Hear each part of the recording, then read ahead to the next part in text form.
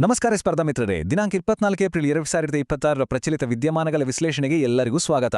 ಇವತ್ತಿನ ಪ್ರತಿಯೊಂದು ವಿಷಯ ಕೂಡ ಪರೀಕ್ಷೆಯ ದೃಷ್ಟಿಯಿಂದ ತುಂಬಾನೇ ಮುಖ್ಯ. ರೆಡಿನಾ? ಹಾಗಾದ್ರೆ ಶುರು ಮಾಡಿಬಿಡೋಣ ಬನ್ನಿ. ಮೊದಲಿಗೆ ಒಂದು ಇಂಟ್ರೆಸ್ಟಿಂಗ್ ಪ್ರಶ್ನೆ. ಸ್ವಲ್ಪ ಯೋಚನೆ ಮಾಡಿ ನೋಡಿ. ನಮ್ಮ ಭಾರತದ ಒಂದು ಪುಟ್ಟ ಹಳ್ಳಿಯ ಗ್ರಾಮ ಪಂಚಾಯಿತಿಗೂ ನ್ಯೂಯಾರ್ಕ್ನಲ್ಲಿರೋ ಯುನೈಟೆಡ್ ನೇಷನ್ಸ್ ಹೆಡ್ ಕ್ವಾರ್ಟರ್ಸ್ಗೂ ಏನ್ ಸಂಬಂಧ ಇರ್ಬೋದು? ಕೇಳೋಕೆ ಸ್ವಲ್ಪ ವಿಚಿತ್ರ ಅಲ್ವಾ? ಆದರೆ ಇದರ ಹಿಂದಿರೋ ಉತ್ತರ ಇವತ್ತಿನ ದಿನದ ಮಹತ್ವವನ್ನೇ ಹೇಳುತ್ತೆ. ಆ ಪ್ರಶ್ನೆಗೆ ಉತ್ತರ ಇವತ್ತಿನ ದಿನಾಂಕದಲ್ಲೇ ಅಡಗಿದೆ. ಇಂದು ಆಡಳಿತಕ್ಕೆ ಮೀಸಲಾದ ದಿನ. ಆಡಳಿತ ಅಂದ್ರೆ ಬರೀ ರಾಜಧಾನಿಗಳಲ್ಲಿ ನಡೆಯೋ ಕೆಲಸ ಅಲ್ಲ. ಅದು ನಮ್ಮ ಹಳ್ಳಿಯ ಬೇರುಗಳಿಂದ ಶುರುವಾಗಿ ಇಡೀ ಪ್ರಪಂಚಕ್ಕೆ ಹರಡೋ ಕೊಂಬೆಗಳಿದ್ದಾಗೆ.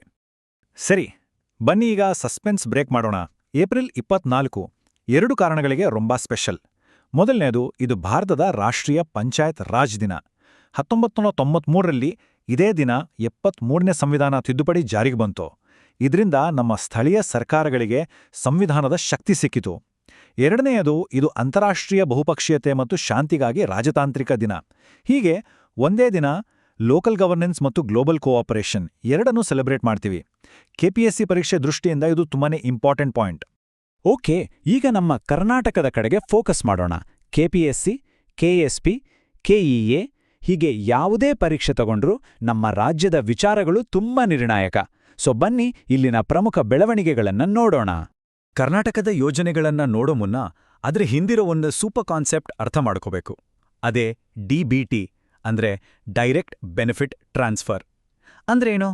ಸಿಂಪಲ್ ಆಗಿ ಹೇಳೋದಾದ್ರೆ, ಸರ್ಕಾರದಿಂದ ಸಿಗೋ ಸಹಾಯಧನ ಮಧ್ಯದಲ್ಲಿ ಯಾರ ಕೈಗೂ ಹೋಗದೆ ಡೈರೆಕ್ಟ್ ಆಗಿ ಫಲಾನುಭವಿಗಳ ಬ್ಯಾಂಕ್ ಅಕೌಂಟಿಗೆ ಹೋಗುತ್ತೆ. ಇದರಿಂದ ಲಂಚ, ಭ್ರಷ್ಟಾಚಾರಕ್ಕೆಲ್ಲ ದೊಡ್ಡ ಬ್ರೇಕ್ ಬೀಳುತ್ತೆ. ನೋಡಿ, ಈ ಡಿಬಿಟಿ ಕಾನ್ಸೆಪ್ಟ್ ಮೇಲೆ ನಡೆದಿರೋ 3 ದೊಡ್ಡ ಯೋಜನೆಗಳು ಇವು. ಅನ್ನಭಾಗ್ಯದಲ್ಲಿ ಅಕ್ಕಿ ಬದಲು ಡೈರೆಕ್ಟ್ ಕ್ಯಾಶ್, ಗೃಹಲಕ್ಷ್ಮಿಯಲ್ಲಿ ಮನೆಯ ಯಜಮಾನಿಗೆ ಪ್ರತಿ ತಿಂಗಳು ಹಣ, ಮತ್ತೆ ಕ್ಷೀರಭಾಗ್ಯದಲ್ಲಿ ಮಕ್ಕಳಿಗೆ ಪೌಷ್ಟಿಕತೆ. ಈ 3ರ ಗುರಿ ಬೇರೆ ಬೇರೆ ಇರಬಹುದು, ಆದರೆ ದಾರಿ ಒಂದೇ: ನೇರ ಸಹಾಯದ ಮೂಲಕ ಸಬಲೀಕರಣ. ಇವುಗಳ ಉದ್ದೇಶ ಏನು, ಪ್ರಯೋಜನ ಏನು ಅನ್ನೋದನ್ನ ಮರಿಬೇಡಿ. ಬನ್ನಿ ಮುಂದಿನ ಪ್ರಶ್ನೆಗೆ ಹೋಗೋಣ. ನವೀಕರಿಸಬಹುದಾದ ಇಂಧನ ಅಂದ್ರೆ ರಿನ್ಯೂಬಲ್ ಎನರ್ಜಿ ವಿಚಾರದಲ್ಲಿ ಏಷ್ಯಾದಲ್ಲೇ ಅತಿ ದೊಡ್ಡ ಸೋಲಾರ್ ಪಾರ್ಕ್ ನಮ್ಮ ಕರ್ನಾಟಕದಲ್ಲಿದೆ. ಅದರ ಹೆಸರು ಶಕ್ತಿ ಸ್ಥಳ. ಅದು ಯಾವ ಜಿಲ್ಲೆಯಲ್ಲಿದೆ ಅಂತ ಗೊತ್ತಾ? ಸರಿಯಾದ ಉತ್ತರ ತುಮಕೂರು. ಹೌದು, ಪಾವಗಡದಲ್ಲಿರೋ ಈ ಬೃಹತ್ ಸೋಲಾರ್ ಪಾರ್ಕ್ ಬರೋಬ್ಬರಿ 2000 ಮೆಗಾವಾಟ್ ವಿದ್ಯುತ್ ಉತ್ಪಾದನೆ ಮಾಡುತ್ತೆ. ಪರೀಕ್ಷೆಯಲ್ಲಿ ಜಿಲ್ಲೆ ಜೊತೆ ಈ ಕೆಪಾಸಿಟಿ ಬಗ್ಗೆನೂ ಕೇಳೋ ಚಾನ್ಸ್ ಇದೆ, ನೋಟ್ ಮಾಡ್ಕೊಳ್ಳಿ. ಮುಂದಿನ ಟಾಪಿಕ್ ಹೋಗೋ ಮುನ್ನ ಜಿಐ ಟ್ಯಾಗ್ ಅಂದ್ರೇನು ಅಂತ ಕ್ವಿಕ್ ಆಗಿ ನೋಡ್ಬಿಡೋಣ. ಜಿಐ ಅಂದ್ರೆ ಜಾಗ್ರಫಿಕಲ್ ಇಂಡಿಕೇಶನ್. ಅಂದ್ರೆ ಒಂದು ವಸ್ತು ಆ ಜಾಗದಲ್ಲೇ ಯಾಕೆ ಸ್ಪೆಷಲ್ ಅಂತ ಅದಕ್ಕೆ ಸಿಗೋ ಒಂದು ಅಧಿಕೃತ ಸೀಲ್ ಇದ್ದಾಗೆ. ಉದಾಹರಣೆಗೆ ಮೈಸೂರು ಪಾಕ್ ಅಂದ್ರೆ ಮೈಸೂರಿನ ನೆನಪಾಗುತ್ತೆ ಅಲ್ವಾ? ಚನ್ನಪಟ್ಟಣದ ಗೊಂಬೆಗಳು ಹಾಗೇನೆ. ಹಾಗಾದ್ರೆ ರೀಸೆಂಟಾಗಿ ನಮ್ಮ ಕರ್ನಾಟಕದ ಯಾವ ಬೆಳೆಗೆ ಈ ಜಿಐ ಟ್ಯಾಗ್ ಸಿಕ್ಕಿದೆ? ಅದುವೇ ನಮ್ಮ ಕಲಬುರ್ಗಿಯ ತೊಗರಿಬೇಳೆ. ಅದರ ಸ್ಪೆಷಲ್ ಟೇಸ್ಟ್ ಮತ್ತು ಕ್ವಾಲಿಟಿಗೆ ಈ ಜಾಗತಿಕ ಗೌರವ ಸಿಕ್ಕಿದೆ. ಓಕೆ, ಈಗ ಕರ್ನಾಟಕದ ಕೆಲವು ಕ್ವಿಕ್ ಅಪ್ಡೇಟ್ಸ್, ರ್ಯಾಪಿಡ್ ಫೈರ್ ಥರ. ಫಸ್ಟ್, ಮೇಕೆದಾಟು ಯೋಜನೆ. ಇದು ಕಾವೇರಿ ನದಿಗೆ ಸಂಬಂಧಿಸಿದ್ದು. ಸೆಕೆಂಡ್, ವಿಜಯನಗರ ಬಳ್ಳಾರಿಯಿಂದ ಬೇರ್ಪಟ್ಟು ಹೊಸ ಜಿಲ್ಲೆಯಾಗಿದೆ. ಥರ್ಡ್, ಕಾಡುಗೊಲ್ಲ ಸಮುದಾಯವನ್ನ ಎಸ್ಟಿ ಲಿಸ್ಟ್ಗೆ ಸೇರಿಸಲು ರೆಕಮೆಂಡ್ ಮಾಡಿದ್ದಾರೆ. ಮತ್ತು ಫೈನಲಿ, ಕರ್ನಾಟಕದ ಈಗಿನ ಲೋಕಾಯುಕ್ತರು ಜಸ್ಟಿಸ್ BS ಪಾಟೀಲ್. ಈ 4 ಪಾಯಿಂಟ್ಸ್ ತುಂಬಾನೇ ಇಂಪಾರ್ಟೆಂಟ್. ಸರಿ, ಕರ್ನಾಟಕದ ವಿಷಯಗಳಾಯಿತು. ಈಗ ನಮ್ಮ ಫೋಕಸ್ನ ನ್ಯಾಷನಲ್ ಲೆವೆಲ್ಗೆ ತಗೊಂಡ್ಹೋಗೋಣ. UPSC ತರದ ಪರೀಕ್ಷೆಗಳಿಗೆ ಈ ಟಾಪಿಕ್ಸ್ ತುಂಬಾ ಕ್ರೂಷಿಯಲ್. RBI ನಮ್ಮ ದೇಶದ ಬ್ಯಾಂಕಿಂಗ್ ಸಿಸ್ಟಮ್ ಅನ್ನ ಇನ್ನಷ್ಟು ಸ್ಟ್ರಾಂಗ್ ಮಾಡೋಕೆ ಒಂದು ಹೊಸ ಸೂಪರ್ವೈಸರಿ ಸಿಸ್ಟಮ್ ತಂದಿದೆ. ಅದರ ಹೆಸರು ದಕ್ಷ್. ಮೊದಲೆಲ್ಲ ಮ್ಯಾನ್ಯುಯಲ್ ಆಗಿ ಆಗಾಗ ಚೆಕ್ ಮಾಡ್ತಿದ್ರು. ಆದರೆ ಈ ದಕ್ಷ ಸಿಸ್ಟಮ್ ಇದೆಯಲ್ಲ, ಇದು 24/7 ಬ್ಯಾಂಕ್ಗಳ ಮೇಲೆ ಕಣ್ಣಿಟ್ಟಿರುತ್ತೆ. ಏನಾದ್ರೂ ಫ್ರಾಡ್ ಆಗೋ ಮುನ್ಸೂಚನೆ ಸಿಕ್ಕರೆ ತಕ್ಷಣ ಅಲರ್ಟ್ ಮಾಡುತ್ತೆ.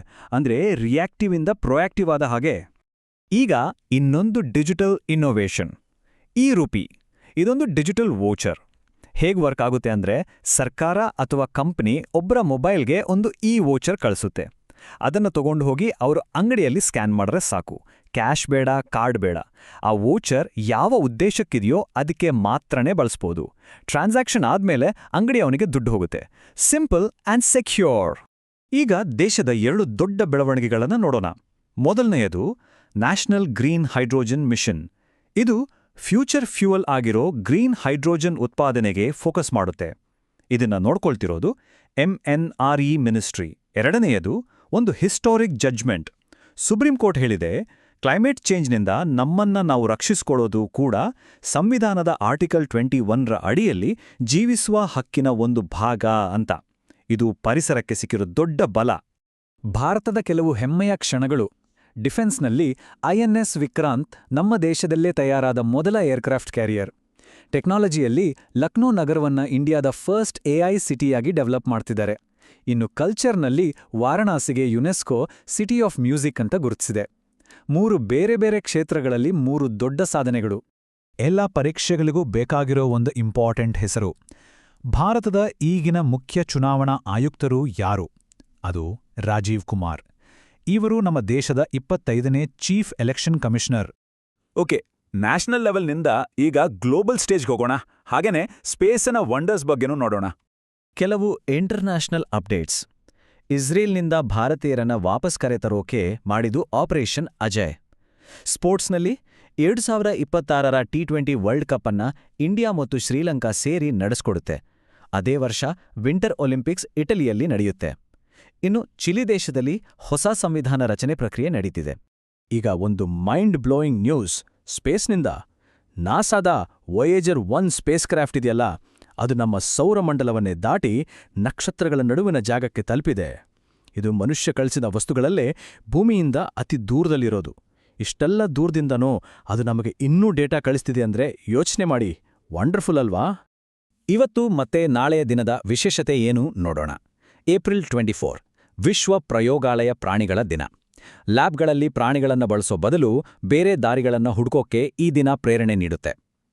ಇನ್ನು ನಾಳೆ ಏಪ್ರಿಲ್ 25 ವಿಶ್ವ ಮಲೇರಿಯಾ ದಿನ. WHO ಇದನ್ನು ಆಚರಿಸುತ್ತೆ. ಇವತ್ತು ನಾವು ಚರ್ಚೆ ಮಾಡಿದ ಎಲ್ಲಾ ಪಾಯಿಂಟ್ಸ್ ನಿಮ್ಮ ಯಶಸ್ಸಿನ ದಾರಿಯಲ್ಲಿ ಒಂದೊಂದು ಮೈಲಿಗಲ್ಲು. ಜ್ಞಾನ ಗಳಿಸೋದು ಒಂದು ಭಾಗ, ಆದರೆ ಅದನ್ನು ಆತ್ಮವಿಶ್ವಾಸದಿಂದ ಬಳಸೋದು ಇನ್ನೊಂದು. ಥಿಯೋಡೋರ್ ರೂಸ್ವೆಲ್ಟ್ ಅವರ ಒಂದು ಅದ್ಭುತವಾದ ಮಾತು ನೆನ್ಪಿಟ್ಕೊಳ್ಳಿ. ನನ್ನಿಂದ ಆಗುತ್ತೆ ಅಂತ ನೀವು ನಂಬಿದ್ರೆ ಅಲ್ಲೇ ನೀವು ಅರ್ಧ ಗೆದ್ದಾಗೆ. ನಿಮ್ಮ ಮೇಲೆ ನಿಮ್ಗೆ ನಂಬಿಕೆ ಇರಲಿ, ಕನ್ಸಿಸ್ಟೆಂಟಾಗಿ ಪ್ರಯತ್ನ ಪಟ್ರೆ ಸಕ್ಸೆಸ್ ಖಂಡಿತ ಸಿಗುತ್ತೆ. ಇವತ್ತು ಕಲಿತಿದ್ದನ್ನ ಪರ್ಫೆಕ್ಟ್ ಮಾಡ್ಕೋಬೇಕಾ? ಹಾಗಿದ್ರೆ ತಕ್ಷಣ ನಮ್ಮ study MCQ by HGA academy ಆ್ಯಪ್ಗೆ ಹೋಗಿ. ಇವತ್ತಿನ ಟಾಪಿಕ್ಸ್ ಮೇಲೆ MCQ ಟೆಸ್ಟ್ ಅಟೆಂಡ್ ಮಾಡಿ.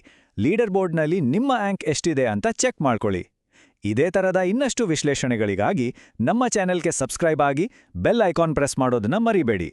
ನಾಳೆ ಮತ್ತೆ ಹೊಸ ವಿಷಯಗಳೊಂದಿಗೆ ಭೇಟಿಯಾಗೋಣ. ಅಲ್ಲಿವರೆಗೂ ಚೆನ್ನಾಗಿ ಓದ್ಕೊಳ್ಳಿ. ಎಲ್ಲರಿಗೂ ಧನ್ಯವಾದಗಳು.